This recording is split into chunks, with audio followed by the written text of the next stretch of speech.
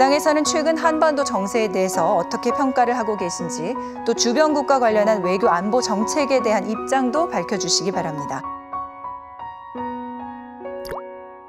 바로 발언권을 신청해 주셨기 때문에 백승주 자유한국당 의원부터 발언하시도록 하겠습니다. 예, 정운천 의원 생각에 전적으로 공감입니다. 이 전시작전 통제권은 세 가지 조건에 맞춰서 하겠다 이런 약속을 하고, 또 이중적으로는 대통령 선거 공약이니까 임기 중에 하겠다는데 지금 실제로 하는 것은 임기 중에 하려고 서두르고 있어요. 대단히 위험한 겁니다. 대통령 공약 이행이 중요한 것이 아니라 국민의 안전이 중요하고 나라의 안전이 중요하다 이렇게 생각을 합니다. 당연히 북한이 핵 강대국으로 가는 이 마당에서 전시작전 전환은 그에 따라서 순년시켜야 된다고 생각을 합니다. 이 공약만 해놓으면 다 지켜야, 공수처도 그래서 이제 공약 때문에 지킨 거죠. 그렇게 이행한 건데 공약보다는 대한민국을 더 먼저 생각해 줄 것을 부탁드립니다. 북한에 제가 오늘 이 시청자께 이 사진을 자꾸 보여주는 이유가 있어요. 왜 이런 현상이 벌어지느냐. 대한민국의 안보 정책이 북한 눈치 보기, 또 안보 현실을 외면하기, 이 두 가지 축 속에서 안보 정책이 결정인데 그 결정체가 이 모습입니다. 그래서 북한 눈치 보기를 우리가 과감하게 끊어야 된다. 북한이 잘못하는 것에 대해서 대통령이 이 NSC를 열고 대통령이 직접 북한에 대해서 경고를 해야 됩니다. 북한이 13번이나 미사일 실험을 했습니다. 미사일이 뭡니까? 핵무기를 전술적으로 사용하기 위한 투발 수단이에요. 이 투발 수단을 계속 개발하고 있는데 우리 안보에 관련이 없다는 식으로 이렇게 강 건너 불 보듯이 하니까 국민들이 걱정하는 겁니다. 정말 우리는 지금 북한에 대해서 외교적으로 해결을 노력해야 됩니다. 하지만 군사적으로는 북한이 핵을 전술적으로 사용할 것에 대비한 여러 가지 삼축 체제를 발전시키고 전략권 전환 또 거기에 맞추어서 순년시키는 그런 용기가 필요하다. 왜냐? 대한민국을 위해서 그렇습니다. 네, 바른미래당 임재훈 의원 발언하시겠습니까? 예, 우리 의원님들의 생각 일정 부분 동의하지만 저는 이렇게 좀 생각을 하고 싶어요. 북한의 자세에는 전혀 변화가 없다라는 전제하에서 말씀을 드리고 싶어요. 1993년부터 시작된 그 유엔 안보리의 그 대북 제재 결의 지금까지 한 8번 정도 됐는데 2016년 3월에 그 결의 그것이 2270호일 거예요 아마. 이 대북 제재 결의안이 가장 강력하고 강했습니다. 이것을 통해서 북한이 상당한 경제적 어려움에 봉착을 했기 때문에 2018년 김정은 위원장의 신년사 그리고 평창올림픽에 참여하면서 남북 화해 모드로 돌입하게 됐고 북한 비핵화에 대한 장밋빛 전망을 우리가 갖게 됐던 거죠.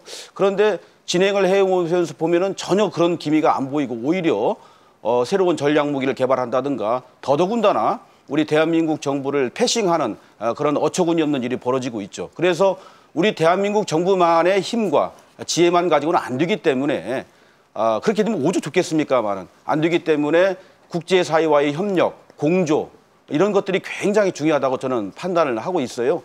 그런 차원에서 국제사회의 어떤 공조를 이끌어내기 위해서는 또 5가지 정도의 과제가 우리 대한민국 정부에 남아 있습니다. 첫째는 중국의 저는 이런 표현을 좀 점잖지 못한 표현입니다만 간섭이라고 봅니다. 중국의 간섭을 어떻게 하면은 적절하게 제어하고 효과적으로 통제해낼 수 있느냐 이런 거 하고 그다음에 아까 존경하는 박정훈 의원님께서 처음에 말씀하신 대로 올해 이제 미국 대선이 곧 있습니다.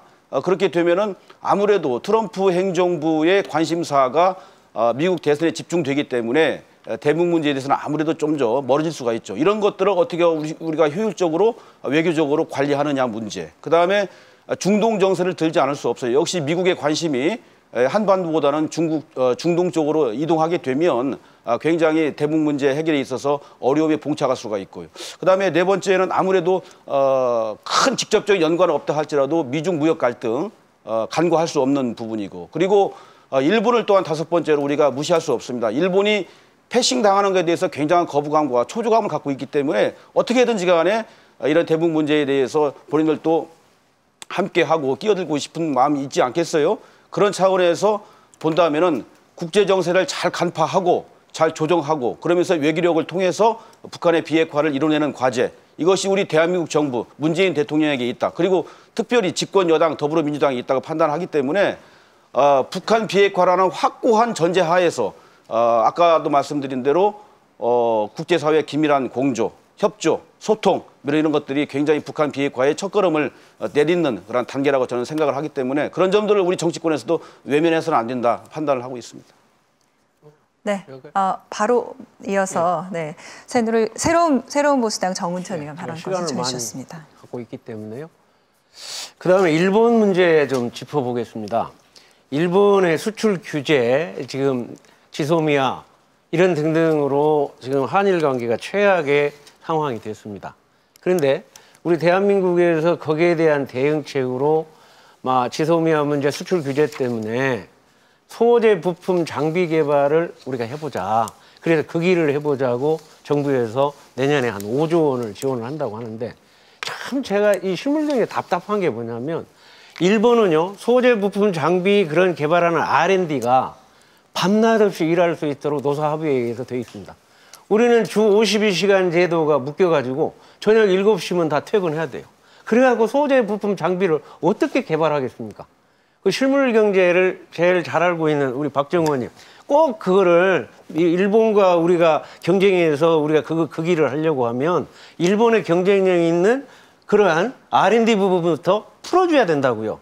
근데 그렇게 얘기해도 그거를 알아차리지 못하는지 정부에서 왜 신경을 안 쓰는지 그거 박정우 의원님 답변해 주십시오.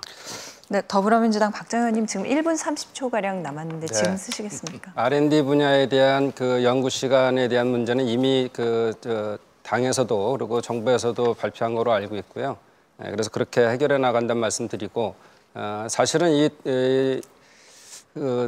다시 이 안보 문제에 대한 문제를 말씀하시기 때문에 사실 저희가 왜 나서야 되는가에 대한 문제를 다시 짚어보면 사실은 가정인법에 대한 것은 맞지 않을 수도 있지만 2018년에 G20 정상회의가 아르헨티나에서 열렸을 때 한미 정상회담을 했습니다. 이때 김정은의 답방, 위원장의 답방에 대한 얘기가 나왔을 때 대통령께서 한국이 좀 더 주체적으로 해보겠다는 얘기를 했고 미국도 동의를 했습니다. 그때 아마 김정은 위원장이 실기한 게 이 상황까지 갔지 않았나 이렇게 생각합니다.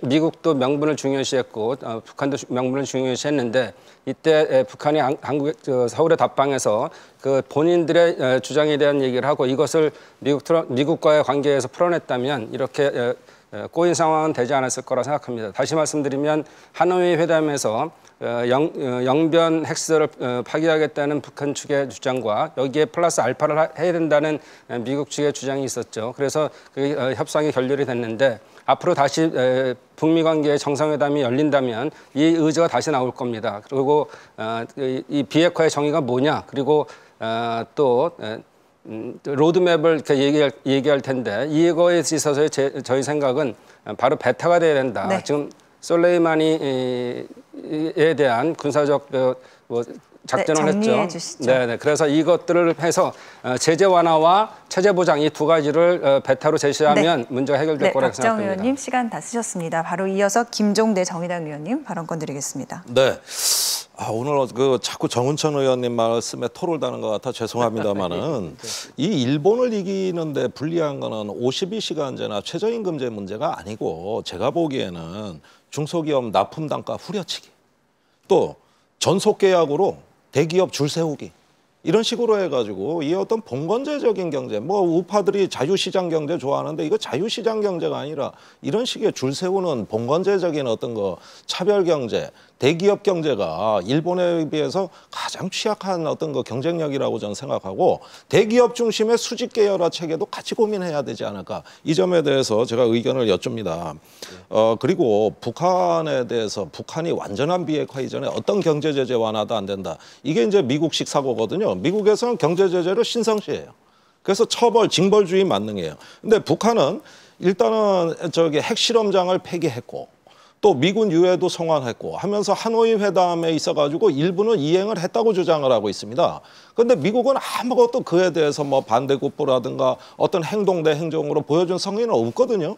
그러니까 지금까지 이런 걸 봤을 때 북한이 이제 하노이에서도 얘기하려고 했던 건 영변의 핵시설을 미국하고 공동으로 사찰해서 단지 미국이 거기에 상응하는 어떤 그 행동을 취해준다면 우리 핵시설을 미국에 내줄 수 있다고 한 것이죠.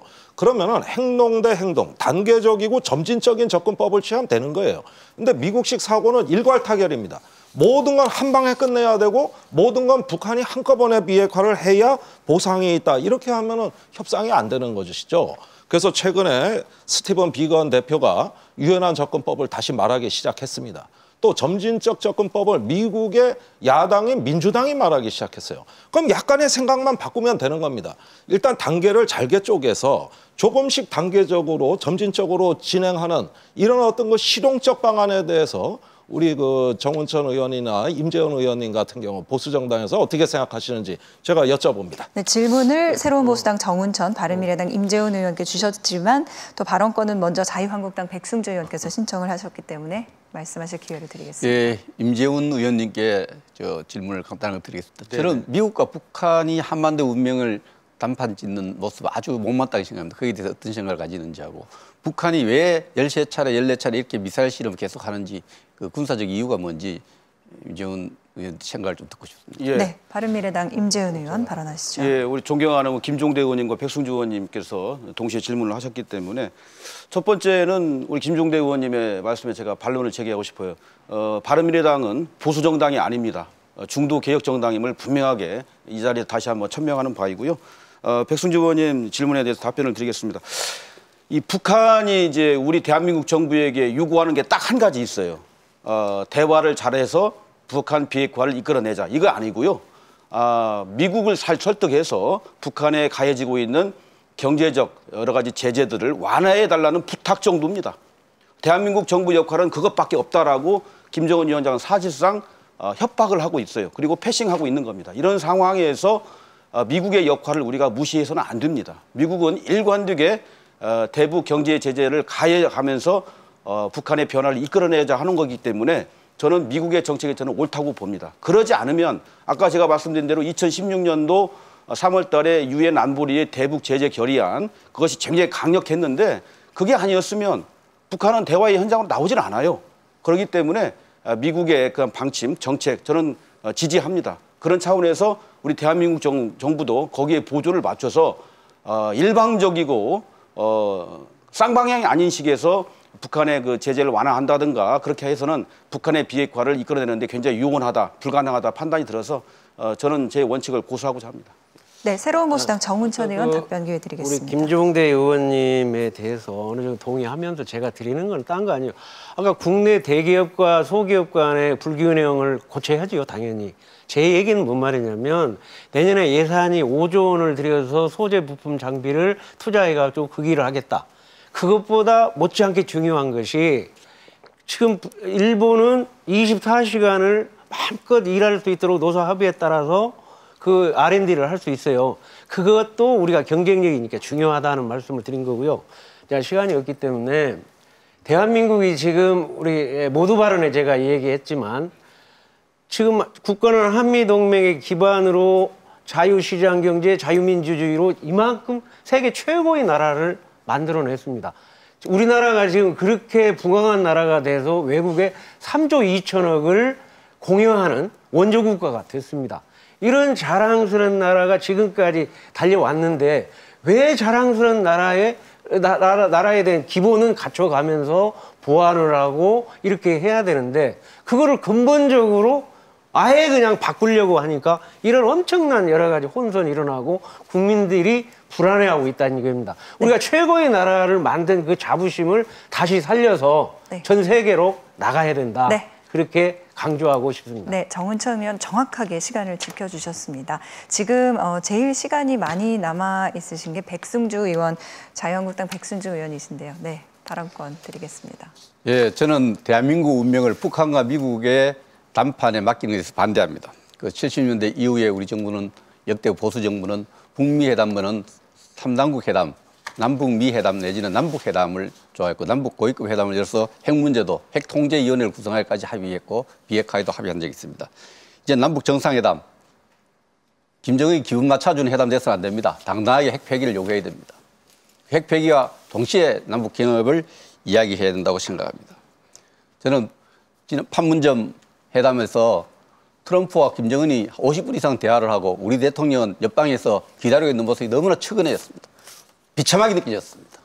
전략적 인내라고 포장할 수 있지만 그래서는 안 됩니다. 우리 운명은 우리가 스스로 당당하게 얘기해야 됩니다.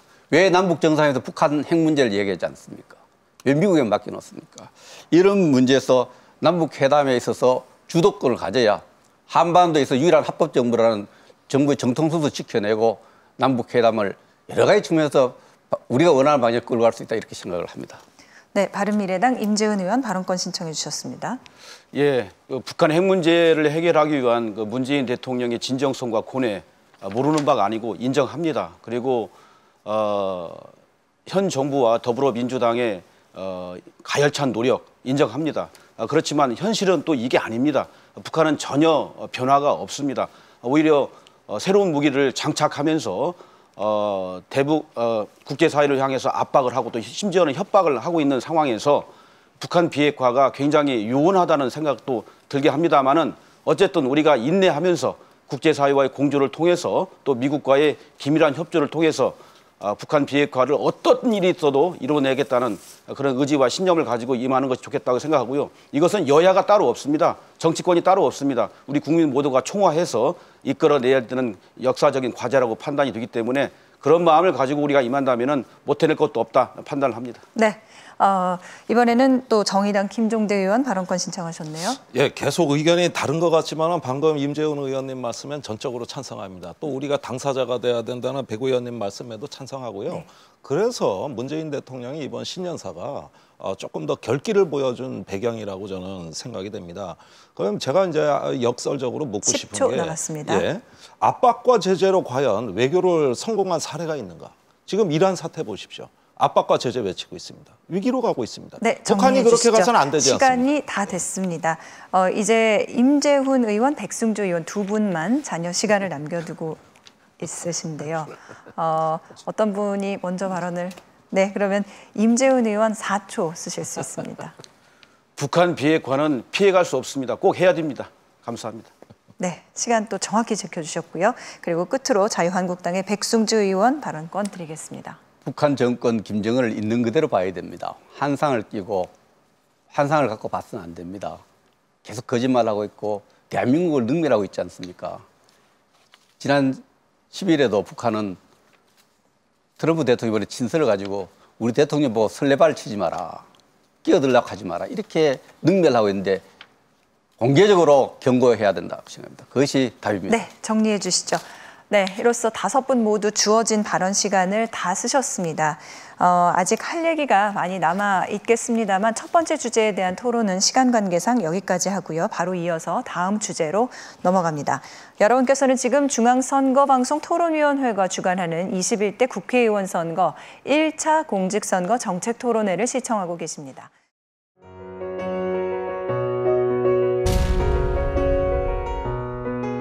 두 번째 토론 주제 20대 국회 평가와 정치 개혁 방안입니다.